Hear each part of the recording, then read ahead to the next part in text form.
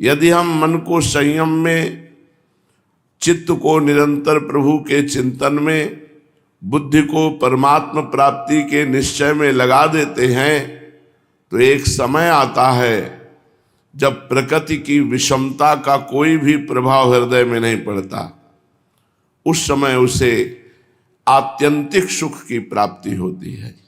स्वरूप बोध होने पर आत्यंतिक सुख, जहां दुख का लेस नहीं, जिसमें परमानंद, अखंडानंद, प्रेमानंद, विज्ञानानंद ऐसे नामों से उच्चारण किया जाता है, उस सुख में प्रवेश हो जाता है साधक का। वो सुख कैसा होता है? बोले यम लब्ध्वा चा परम लाभम मन्यते नाधिकम ततः यस्मिन स्थितो न दुखेन गुरुणापि विचाल्यते। यम लब्ध्वा चा परम लाभम, कल आपने सुना, इस भगवदानंद से बढ़कर के कोई लाभ नहीं है। तो संसार में जो लाभ देखा जाता है कि हम पदाधिकारी बन गए, बड़ी सुंदर पत्नी है, बड़ा पुत्र, परिवार सब समृद्ध है, इसे लाभ नहीं कहते, इसे भुलावा कहते हैं। भुलावे में डाल करके माया ने आपके जीवन की आयु खत्म कर दी। जब मरे तो न पद, न पत्नी, न पुत्र, न परिवार, न जमीन, न बैंक बैलेंस, एक कुछ नहीं। तो लाभ हुआ क्या? हानि हो गई। जब यहां से चले तो अकेले, और जो शुभ अशुभ कर्म किया उनकी पोटरी लाद करके, ये कोई लाभ हुआ क्या? लाभ हुआ शुभ अशुभ कर्मों को विध्वंस कर दिया और सच्चिदानंद परमात्मा में स्थित हो गया। अब जा रहा है वो परमात्मा के समीप। यम लब्ध्वा चा परम लाभम, भगवान कह रहे हैं मन्यते नाधिकम तथा, इससे अधिक कोई लाभ नहीं। सब जीने में लगे हुए हैं, मरने की तैयारी कोई नहीं कर रहा। कोई विरला ऐसा होता है जो मरने की तैयारी करता है कि यार मरना है, फिर लेके क्या जाना है?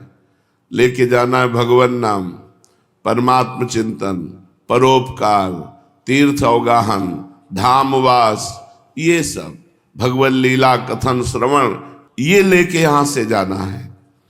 और ये जब आत्यंतिक सुख प्राप्त हो जाता है तो भगवान कह रहे यस्मिन स्थितो न दुखेन गुरुणापि विचाल्यते। भारी से भारी दुख आ जाए, कल चर्चा सुनी थी कि यदि दो पहाड़ों के बीच में रख के पीस दिया जाए, पूरी चमड़ी उतार ली जाए, टुकड़े कर दिए जाए, तो भी उस महापुरुष को कोई भी दुख नहीं विचलित कर सकता जिसको भगवदानंद की प्राप्ति हो गई है। भगवान कह रहे गुरुणापि विचाल्यते, अर्थात भारी दुख प्राप्त होने पर भी वो विचलित नहीं हो सकता। इसलिए तम विद्या दुख संयोग वियोगम योग संगितम सनिश्चयेन योक्तव्यो योगो निर्विण्ण चेतसा। श्री भगवान कहते हैं तम विद्या दुख संयोगम योग संगितम, जिसमें दुखों के संयोग का ही अंत हो जाता है, यह है अध्यात्म विद्या। ये जो भगवत मार्ग है इसमें दुखों का वियोग हो जाता है, सदा सदा के लिए अंत हो जाता है जो इस विद्या को जान जाता है। तम विद्या दुख संयोगम वियोगम योग संगितम। वैसे हमारा कभी संबंध हुआ ही नहीं दुख से। दुख का स्वरूप क्या है? शरीर और संसार। जिसके साथ हमारा संबंध है नहीं, हुआ नहीं, होगा नहीं, होना संभव भी नहीं, क्योंकि हम चैतन्य हैं और ये प्रकृति सब जड़ है। जड़ में हमारा संबंध हो ही नहीं सकता। ऐसे दुख रूप संसार और शरीर के साथ संबंध हुआ नहीं है, मान लिया गया है। ये मानने से बहुत बड़ा दुख प्रकट हुआ। ये जो मान लिया कि मैं पुरुष हूं, मैं स्त्री हूं, मैं शरीर हूं, ये सब मेरा, मेरा, मैं और मोर तोर तय माया, जेहि बस कीन्हे जीव निकाया। चराचर जगत इसी में फंसा हुआ है, मैं और मोर में। कोई बिरला ऐसा है जो इस अध्यात्म विद्या को जानकर मैं और मोर से मुक्त हो जाए। तो क्या बांध लिया संसार ने क्या? बोले नहीं, कभी नहीं, त्रिकाल में नहीं। ये हमारा संबंधी हो ही नहीं सकता, क्योंकि हम चैतन्य घन परमात्मा स्वरूप और ये जड़ प्रकृति मान लिया है हमने, तो हम ही को छोड़ना पड़ेगा। माना हुआ संबंध है नहीं, स्वरूप है, शरीर है नहीं, न पहले था न बाद में रहेगा, बीच में भास रहा है। ये माना हुआ संबंध है। यही दुख संयोग है। दुख संयोग, इसका मतलब योग नहीं, वियोग, भगवान से विमुख। अगर ये योग होता तो संसार के साथ हमारा नित्य संबंध हो जाता। तो इस दुख संयोग का कभी वियोग होता ही नहीं, क्योंकि संसार दुखालयम है, प्योर दुख है, मिलावट नहीं इसमें।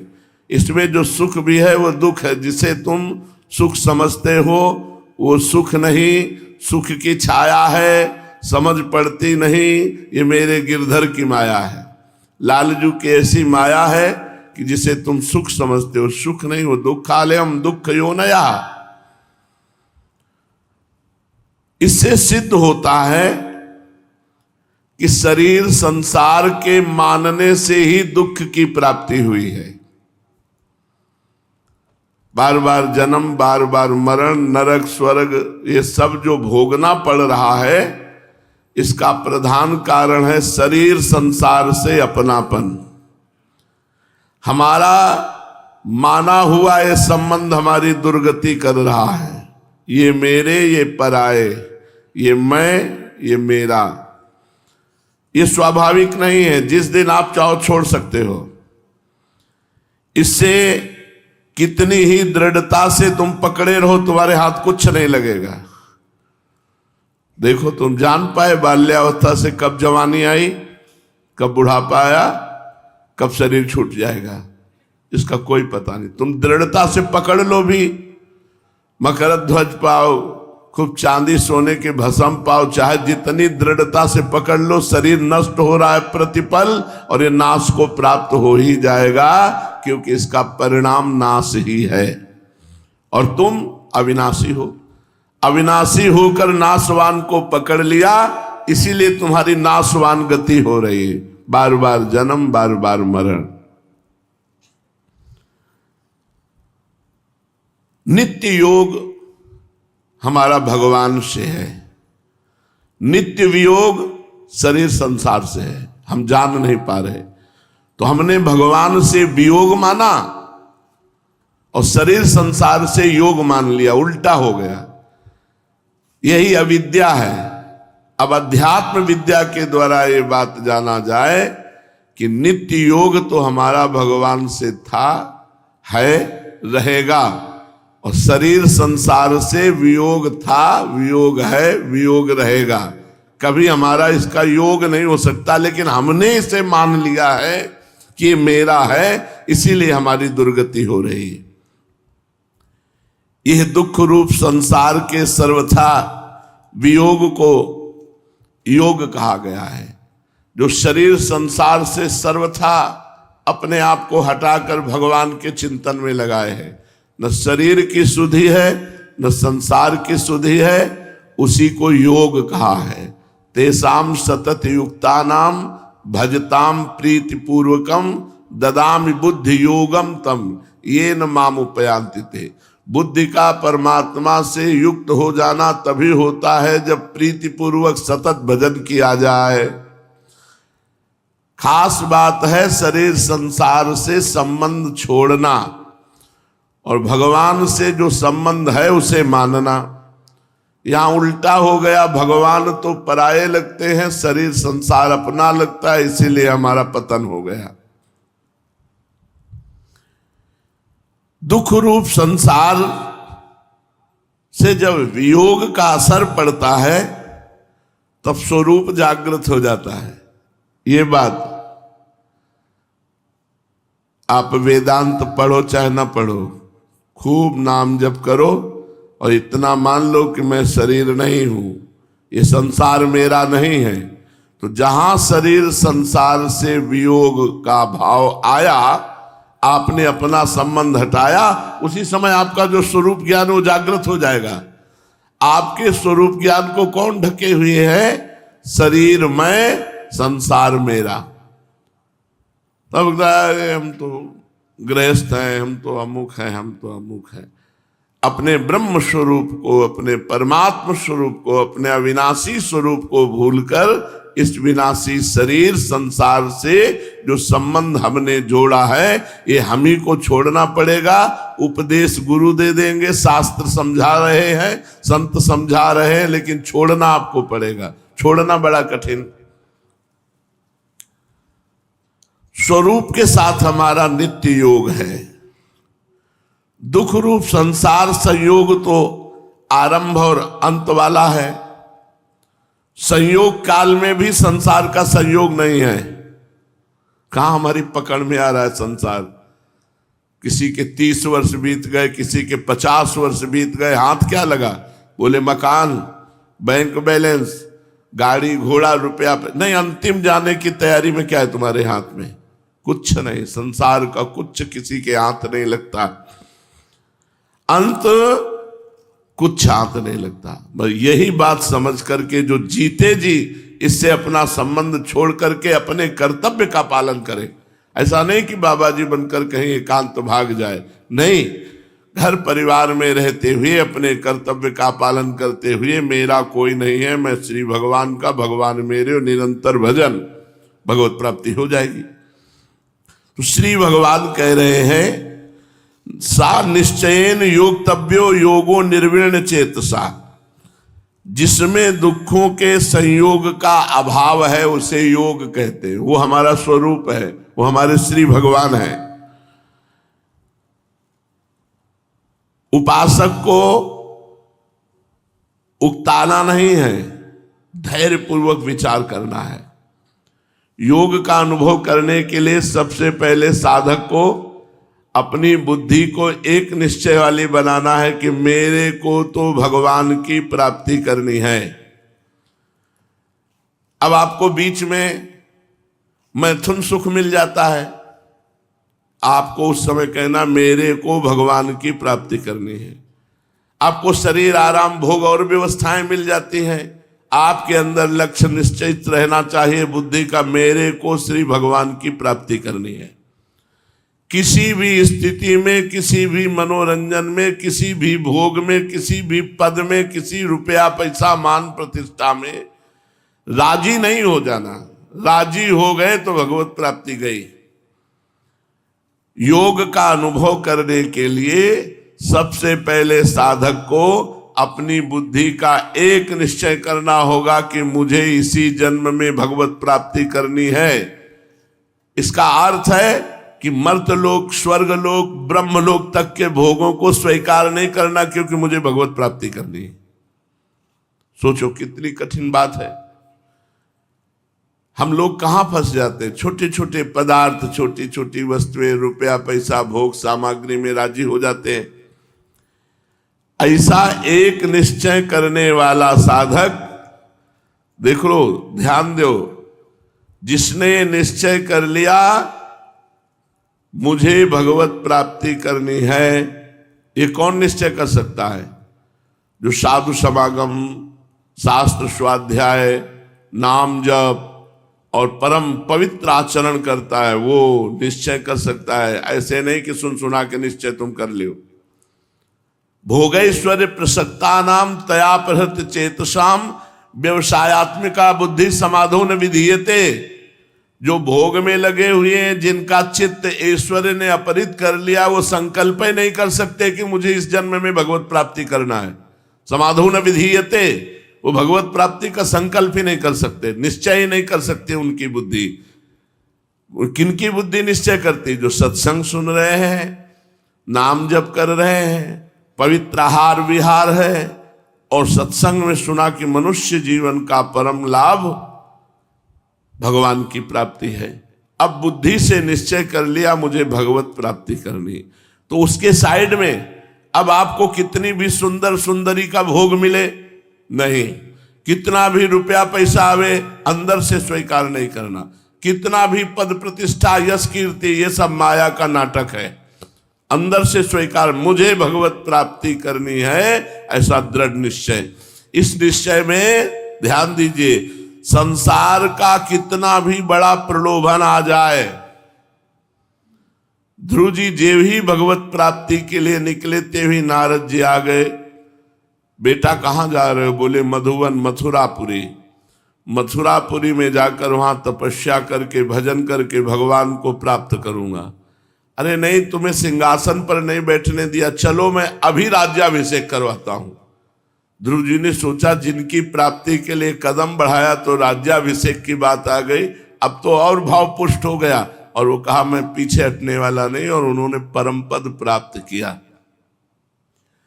पूज्य भाई जी हनुमान प्रसाद पोदार जी जब निश्चय किए कि एकांतिक होकर के अपने अंतर भजन करना है, तो एक अरबों खरबों वाले फैक्ट्री के मालिक आए और उन्होंने कहा कि अब जानते हैं हमारा कोई अधिकारी नहीं, हम आपके हाथ में सब कुछ समर्पित करते हैं, और सब गाड़ी बंगला घोड़ा रुपया पैसा जो भी सब वैभव आप देखो। भाई जी ने कहा नहीं बाबूजी, अब तो हमने अपने जीवन का निश्चय श्री राधा कृष्ण की प्राप्ति, अब ये सब नहीं। तो जब साधक कोई भगवान की प्राप्ति के लिए सच्चाई से कमर कस लेता है तो बड़े बड़े प्रलोभन उसके जीवन में आते हैं, बड़े बड़े प्रलोभन आते हैं।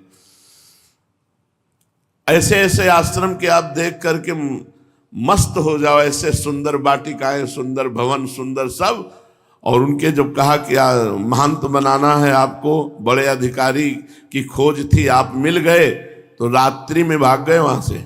ऐसा नहीं, जब तक भगवत प्राप्ति नहीं हो जाती तब तक दुनिया का कोई भी वैभव भोग सामग्री कभी किसी के रसोई में बैठकर जीवन में पाया हो वृंदावन के सिवा, कभी जीवन में नहीं। कि रसोई से बन रहा हो हम पा रहे, कभी जीवन में नहीं। कभी किसी के घर सोए हो, कभी जीवन में नहीं। ये वृंदावन के सिवा जो सुविधा हुई ये वृंदावन धाम की कृपा से हुई, नहीं जीवन में कभी सुविधाओं को स्वीकार नहीं किया गया। ऐसा निश्चय जिसके जीवन में हो गया मुझे भगवत प्राप्ति करनी, तो उसको अन्य सब प्रलोभनों से हटना होगा। केवल लक्ष्य भगवत प्राप्ति, केवल भगवत प्राप्ति। जब साधक भगवत प्राप्ति के लिए चलेगा, उसके हृदय में यदि वासना है कि स्त्री मिले या पुरुष मिले या जो भी कामना है, खूब बहुतायत मिल जाएगा, भोगो, लेकिन तुम्हारा जो निश्चय है भगवत प्राप्ति वो नहीं हो पाएगा। हम खुली बात इसीलिए कह रहे हैं, अगर हृदय में वासना लेकर के चलोगे तो भगवत प्राप्ति के मार्ग में आगे तुम्हें खतरा है, वही वासना तुम्हें पलटा देगी, बहुत सुंदर भोग व्यवस्था हो जाएगी तुम्हारी, क्योंकि तुम भगवान के मार्ग के पथिक हो, पर तुम्हारा जो निश्चय हुआ था भगवत प्राप्ति वो नहीं हो पाएगा। पहला, चाहे जितना बड़ा प्रलोभन आ जाए भगवत प्राप्ति के सामने उसको ठुकराना होगा, उसको स्वीकार नहीं करना होगा, उसको नहीं भोगना होगा, क्योंकि मुझे भगवत प्राप्ति करनी है। दूसरा, चाहे जितना भयंकर कष्ट आ जाए उस निश्चय को कभी छोड़ना नहीं। कभी कभी जब 7-7, 8-8 दिन हो जाते भोजन नहीं मिलता और किसी को पाते देखते टिफिन खोल के, लगता है बड़ा भाग्यशाली है, इसको होता है भगवान के मार्ग में चल रहे हो। यथा लाभ संतोष सदा काहू सो कछु न चाहूंगा, चुप शांत और एक कमंडल गंगा जल पी करके हृदय को शांत करना, मुझे भगवत प्राप्ति करनी है। ऐसे नहीं कि 3 टाइम बड़ा सुविधा से भोजन पा रहे हैं, बड़ी सुविधा से सब कार्यक्रम हो रहे हैं, बड़ी सुविधा से हमारा मन केवल परमात्मा प्राप्ति चाहे, सब है लेकिन परमात्मा प्राप्ति चाहे। उतना ही आहार विहार, उतना ही सोना जागना, जिससे हमारी भगवत चिंतन की एक तार वृत्ति बनी रहे। अनिर्वेण चेतसा, और बहुत समय तक उदास नहीं होना। भगवत प्राप्ति का निश्चय कर लिया और 25 वर्ष हो गए साधना करते और भगवान का साक्षात्कार नहीं हुआ। बहुत समय हो गया, बहुत प्रयत्न किया, बहुत कष्ट सहे, पर परमात्मा दर्शन नहीं हुआ, तो हमको चिंता नहीं करनी। भगवान कह रहे अनिर्विण्ण चेतसा, चित्त में अरे अब तो इतना समय हो गया, इतना साधन किया, इतने, यहां तो वर्षों की बात करें, यहां तो दिनों में लोग कहते हैं कि 2-3 महीने से भजन कर रहे, भगवान नहीं मिले, कोई लाभ नहीं दिखाई दिया, चेक नहीं आई, करोड़पति नहीं बने। अरे अनंत जन्मों के तुम्हारे पाप हैं, उन पापों का नाश हुए बिना भगवत साक्षात्कार हो सकता है? अब कैसे होगी भगवत प्राप्ति, क्या करो? वो अपने साधन पर भी अविश्वास करने लगा और उकता गया। ये नहीं होना चाहिए। साधक का भाव ऐसा रहे, ध्यान से सुन लो, साधक का भाव ऐसा रहे, चाहे कितने ही वर्ष लग जाएं, चाहे कितने ही जन्म लग जाएं, चाहे कितना भयंकर से भयंकर दुख भोगूं, फिर भी मुझे भगवत प्राप्ति करनी। जैसे कल के चरित्र में सुना, मुकुंद जी से चैतन्य महाप्रभु ने कहा कि तुम्हें करोड़ जन्मों के बाद भगवत प्राप्ति होगी। वो नाचने लगे, होगी ना, बस यही बात, होगी ना, करोड़ जन्म उनको रहेगी, होगी भगवत प्राप्ति, और नाचने लगे। महाप्रभु उठे और इतना हृदय से लगा कि तत्काल उनको भगवान का दर्शन हो गया। चाहे जितने वर्ष लग जाएं, चाहे जितने जन्म लग जाए, चाहे जितना भयंकर से भयंकर कष्ट मिले, अब मेरा निश्चय बदलने वाला नहीं, मैं भगवत प्राप्ति करूंगा। भगवत प्राप्ति ऐसा होना चाहिए साधक। ऐसे उकताया हुआ फिसड्डी स्वभाव का दल बदलू, ये सब नहीं चलता है। एक निश्चय, एक रस धारा, एक साधना की क्रिया बहुत काल तक चल रही, उसे अपने साधन पर विश्वास दृढ़ होता है। बार बार साधन बदलना नहीं चाहिए। जो साधना चल रही उसे वर्षों लंबे समय तक आजीवन चलाओ। साधक के मन में स्वतः स्वाभाविक ऐसा विचार आना चाहिए कि मेरे अनेक जन्म हो गए संसार में, अनेकों करोड़ों अरबों जन्म हमने निरर्थक कर दिए, कोई लाभ उनसे मिला नहीं, अनेकों बार नरकों के कष्ट भोगे पर उनको भोगने से कुछ मिला नहीं, पूर्व के पाप कितने जमा हुए, पर परमात्मा के लिए अब हमें कोई परेशानी नहीं। संसार के लिए करोड़ों जन्म दे दिए, नरक भोगे, पाप कमाए, न जाने क्या क्या। अब तो हम भजन कर रहे हैं, अब तो हम भगवान के मार्ग में, अब हमें क्या चिंता, चाहे आज मिले चाहे अगले जन्म में मिले, हम यही करते रहेंगे। भजन का कभी नाश नहीं होता। जितने भजन से आपका शरीर छूटेगा, उतने ही भजन से फिर अगले जन्म में भजन शुरू हो जाएगा। अब यदि इस जन्म का सारा समय, आयु और प्रयत्न भगवत प्राप्ति में लग जाए, तो अब हमारे लिए कितना सौभाग्य का विषय। संसार के लिए तो करोड़ों जन्म दे दिए।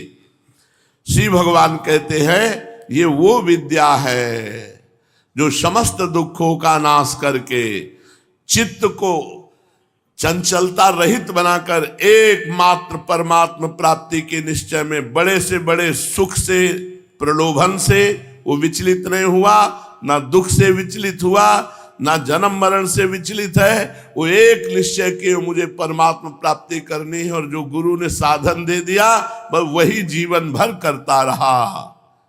अनेक जन्म संसार के लिए बिता दिए, भगवान के लिए 2-4 जन्म देने पड़े तो क्या बात।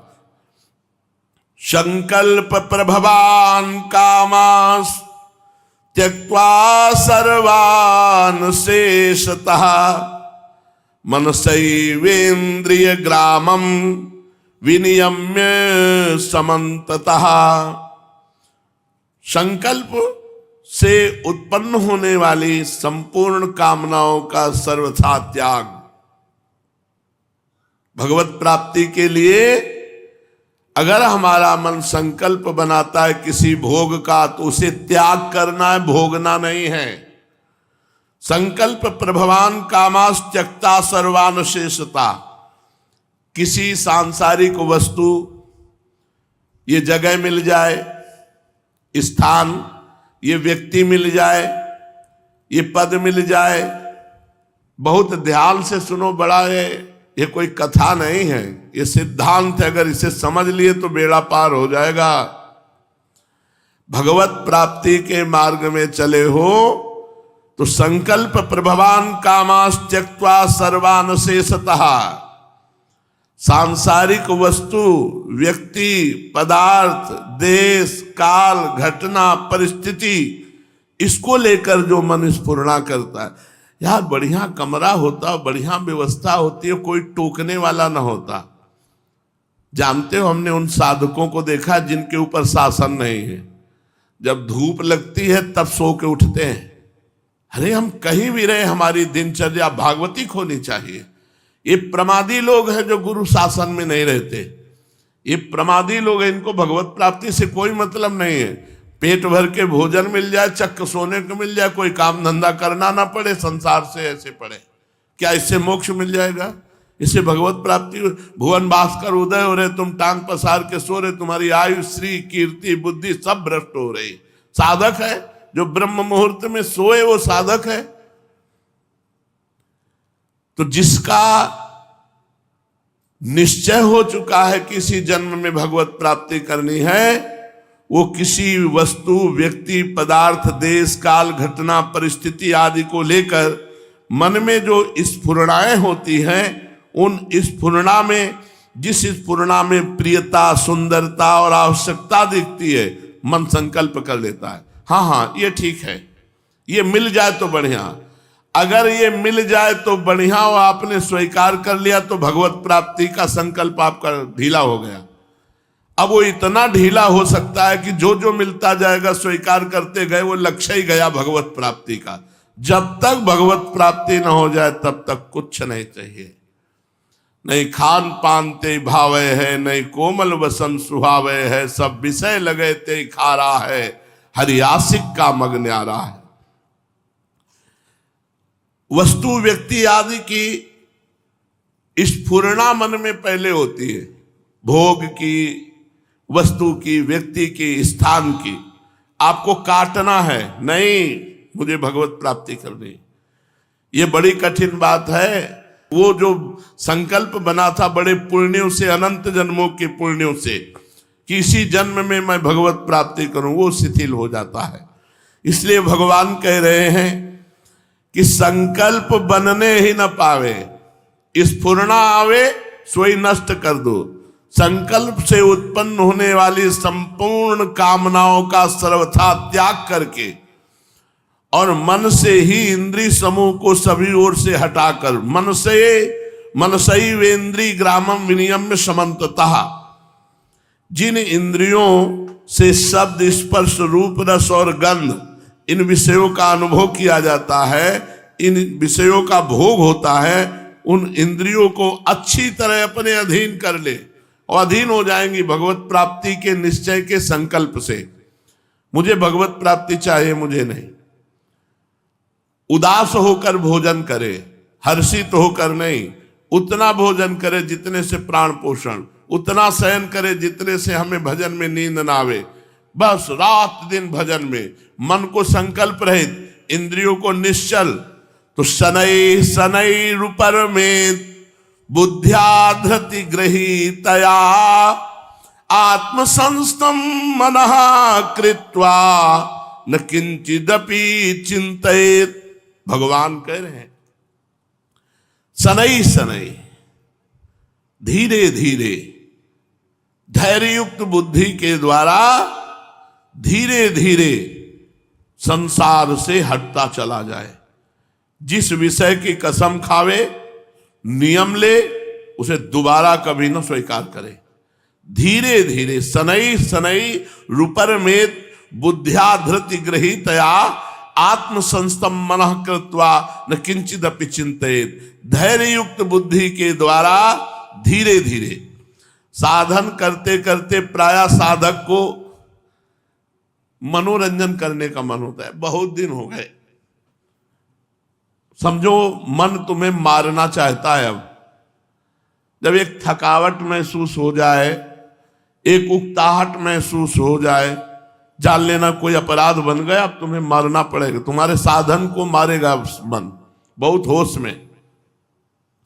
एक निराशा सी आने लगे, अरे इतने दिन हो गए कोई भगवदानंद तो प्राप्त हुआ नहीं, चलो टीवी देखते हैं, फिल्म देखते हैं, चलो बैठकर उनसे बातें करते हैं। संसार के मारे जाओगे।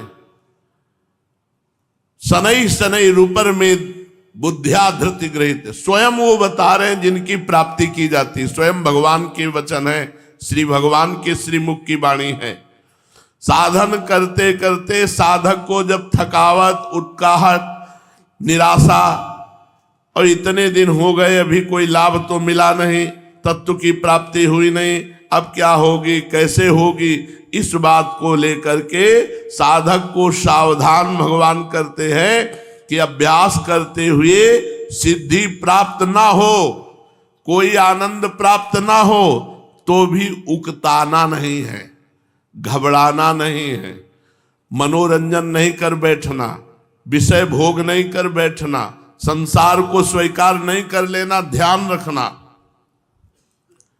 पता नहीं कितने जन्म के कौन कौन से हमारे पाप हैं जो हमारे भजन से नष्ट हो रहे हैं, अभी भगवदानंद की प्राप्ति नहीं होने दे रहे। हमें धैर्य पूर्वक लगे रहना चाहिए। विद्यारण्य नाम के एक सन्यासी ब्राह्मण कुल में जन्मे थे, उनके माता पिता गरीब थे, तो उन्होंने विचार किया कि परम दैवी शक्ति आदि वेद माता गायत्री सब कुछ देने में समर्थ हूं, मैं ब्राह्मण हूं। यज्ञोपवीत संस्कार हो गया था। 24 लाख मंत्र का एक पुरस्चरण होता है। 24 लाख मंत्र का एक पुरस्चरण किया कि मुझे धन की प्राप्ति हो, जिससे मैं माता पिता की सेवा करूं बाल्याकाल में। नहीं हुआ। फिर एक पुरस्चरण किया, नहीं हुआ। फिर एक पुरस्चरण, बहुत जिद्दी स्वभाव के थे। 23 पुरस्चरण किए, 23 पुरस्चरण, 24 लाख गायत्री के, लेकिन 1 रुपया नहीं मिला। माता पिता मर गए थे और ये इनकी भी जवानी ढल गई थी गायत्री अनुष्ठान करते करते। तब इन्होंने सन्यास, जो ही सन्यास लिया तो याद माता गायत्री प्रकट हो गई और कहा, वत्स अब इंद्रलोक का सारा वैभव, ब्रह्मलोक का सारा वैभव, जो वैभव चाहो तुम्हें प्राप्त हो सकता है। उनका माता, अब तो सन्यासी हो गया हूं, जब हमें चाहिए था तो क्यों। उनका 24 महत अपराध थे जिनके कारण तुमको सुख की प्राप्ति नहीं हो सकती थी। 23 पुरस्चरण किए, उनसे 23 अपराध नष्ट हुए और सन्यास ले लिया तो ये 24वां अपराध नष्ट हुआ। अब तुम कहो तो तुम्हें देवराज इंद्र का पद भी मिल सकता है, ब्रह्मलोक का वैभव मिल सकता है, क्योंकि तुमने पुरस्चरण 24 लाख गायत्री मंत्र के किए। बहुत बड़े विद्वान सन्यासी हुए, अद्भुत सन्यासियों के गुरु श्री विद्यारण्य सरस्वती जी महाराज। तो उकताना नहीं चाहिए। हमारा पता नहीं कितना पाप जमा है जो हम जब तप कर रहे हैं, वो सब नष्ट होता पाप चला जाओ। जहां निष्पाप हुआ, निर्मल मन जन सो मोहि पावा, मोहि कपट छल छिद्र न भावा। जहां निष्पाप हुए तहां भगवत प्राप्ति हो गई। तो उकताना नहीं चाहिए, प्रत्युत धैर्यवान बनना चाहिए। आपको हम अपनी बतावें, हमने कभी भगवत प्राप्ति की चिंता नहीं की। हमें एक चिंता रही कि भगवान का भजन न छूटे। अभी कल शाम के यही चिंतन कर रहे थे कि बड़ी कृपा भगवान आपकी। बचपन से लेकर वह एक ही लालसा थी। कल कुछ काशी में तो ब्रह्मबोध की लालसा रही, फिर इसके बाद एक ही लालसा रही कि भजन न छूटे बस। आज भी वही प्रयास, गुरु कृपा से प्रयास प्रयत्न रहता है, भजन न छूटने पावे। हम भोग स्थिति में हो या योग स्थिति में हो, संसार व्यवहार में हो या एकांत में हो, हमारा भजन न छूटने पावे। बस भगवान से बार बार यही प्रार्थना है, हमारा भजन न छूटे, हर समय भजन चलता रहे, हमको और कुछ नहीं चाहिए। यत्र यत्र मम जन्म कर्म भीर नारके परमे पदे थवा। राधिका रत निकुंज मंडली। श्री प्रियाजू अपनी सहचरियों के साथ, लालजू के साथ हमारे हृदय में स्फुरित होती रहे, हर समय हमारा चिंतन बनता रहे आपका, बस यही खास बात है। जैसे सिद्धि प्राप्त होने पर, सफलता होने पर, आनंद आने पर धैर्य रहता है, ध्यान दीजिए, वैसे विफलता होने पर बहुत मजबूत साधक चाहिए। पैर फिसल गया, कहीं गिर गए, कोई परेशानी नहीं, तुरंत खड़े हो और चल दो। ये रास्ते की रोड़े हैं। अब इसका मतलब थोड़ी कि एक बार गिर गए तो हम तो भगवान के लायक नहीं रहे, अब हमारा तो मार्ग भ्रष्ट, फिर कमर कसो, तुरंत फिर साधन पे लगो। मेनका अप्सरा ने भ्रष्ट कर दिया विश्वामित्र जी को, तो रुके क्या, फिर कमर कसी, नवीन सृष्टि रचने की सामर्थ्य प्राप्त कर ली, नवीन स्वर्ग की रचना कर रहे थे। तब ऋषियों ने समझाया उनको, कभी साधक को किसी भी अवस्था में घबराना नहीं चाहिए, रुकना नहीं चाहिए। कैसी भी परिस्थिति आ जाए, कहीं भी आप फेल हो रहे हो, कहीं भी आप गिर रहे हो, मजबूत बनो, उठो, उस स्थिति को रौंदो और रौंद करके आगे बढ़ो। तुम्हारे पास भगवान नाम है, तुम्हारे पास भगवान का चिंतन, रुकने की जरूरत नहीं। विफलता होने पर भी वैसा ही धैर्य रहना चाहिए जैसी सफलता होने पर होती। अब समझो कितना साधक को मजबूत होना है। अपने मन की बात किसी से कहे ना, अगर कहीं हार गया तो फिर कमर कसे, दांती पीस करके फिर चले, फिर हार जाए फिर दांती पीस के चले। हम 1000 बार चलेंगे, हम अविनाशी के बच्चा हैं, हम हार नहीं स्वीकार करेंगे। हमारा स्वभाव रहा है, हमने जो जिद पकड़ ली, चाहे मरना पड़े हम उस जिद पे डटे ही रहे। हटना हमारा स्वभाव नहीं रहा, यार अब मैं थक गया, ऐसा स्वभाव नहीं रहा। बहुत विश्वनाथ जी की कृपा रही, विश्वेश्वर भगवान काशी नाथ की बड़ी कृपा रही, ये जिद्दी स्वभाव हमें आगे बढ़ाया है। धैर्य नहीं छोड़ना किसी भी स्थिति में। विफलता होने पर भी वैसा ही धैर्य रहना चाहिए। वर्ष के वर्ष बीत जाएं, देख लो, बहुत ध्यान से सुनो, आनंद आ जाएगा। विफलता होने पर भी वैसा ही धैर्य रहना चाहिए जैसा सफलता होने पर, सिद्धि प्राप्त होने पर, आनंद प्राप्त होने पर। वर्ष के वर्ष बीत जाए, शरीर नष्ट हो जाए, कोई आनंद नहीं आया, तो भी मुझे परवाह नहीं, मुझे भगवत प्राप्ति करना ही है। इहासने सुष्यत में शरीरम, ये उड़िया बाबा श्लोक लिखकर सामने रखते थे जब आसन लगाते थे। 18 घंटे पद्मासन। 18 घंटे किसको कहते हैं? 18 घंटे पद्मासन। जरा 18 मिनट लगाकर देखना, शुद्ध परमार्थ में चलने के लिए कितना बड़ा धैर्य चाहिए। 18 घंटे पद्मासन, 18 घंटे पद्मासन, ये श्लोक सामने लिखकर रखते थे।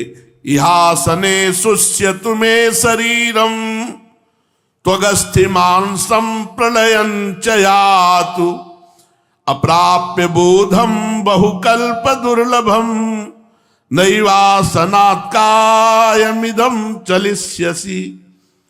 भले इस आसन पर मेरा शरीर सूख जाए, चमड़ी मांस हड्डियां नष्ट हो जाएं, किंतु बहुकल्प दुर्लभ बोध, भगवत प्राप्ति बिना किए अपने आसन से नहीं हिलूंगा। ये महात्मा बुद्ध का श्लोक है। इहासने सुष्यत में शरीरम त्वगस्थिमांसं प्रलयं च यातु। हड्डी हड्डी गल जाए, चाहे नष्ट हो जाए, जब तक ब्रह्म बोध नहीं होगा आसन से नहीं उठेंगे। यही श्लोक उड़िया बाबा सामने लिख कर रखते थे। विफलता होने पर भी साधक को वैसा ही धैर्य रखना चाहिए जैसी सफलता में धैर्य रखा जाता है। वर्ष के वर्ष बीत जाएं, शरीर चला जाए, इसकी परवाह नहीं, पर हमारा भजन नहीं रुकेगा। हम गिर गए तो भी खड़े होंगे, भजन करेंगे। हम भ्रष्ट हो गए तो भी खड़े होंगे, भजन करेंगे। हम भगवत प्राप्ति के लिए अब रुकने वाले नहीं, चाहे जो कोई हमें रोक कर देख ले। भगवत प्राप्ति करना ही है। कारण कि इससे बढ़कर दूसरा कोई परम लाभ नहीं है। इसलिए इस कार्य को पूरा करना ही है, चाहे जितना समय लग जाए। यदि इससे बढ़कर कोई काम होता तो इसको छोड़कर और काम कर लेते। इस प्रकार बुद्धि को वश में करके शनैः शनैः रूपरमेत बुद्ध्या धृत गृहीतया, धीरे धीरे अपनी बुद्धि को अधीन करे। बुद्धि में मान बढ़ाई आराम आदि को लेकर जो संसार का महत्व पड़ा है, उस महत्व को हटा दे। तात्पर्य है कि जिन विषयों का त्याग करने के लिए कहा गया है, धैर्य युक्त बुद्धि से उन विषयों से उपराम हो जाए। शनैः शनैः, धीरे धीरे, आत्मसंस्थम मना कृत्वान किंचिदपि चिंतयेत्, परमात्म स्वरूप में सम्यक प्रकार से बुद्धि को स्थापन करके ऐसी स्थिति बना ले कि भगवान के सिवा और कोई चिंतन न हो। इसकी व्याख्या आगे। श्री राधा वल्लभ लाल की।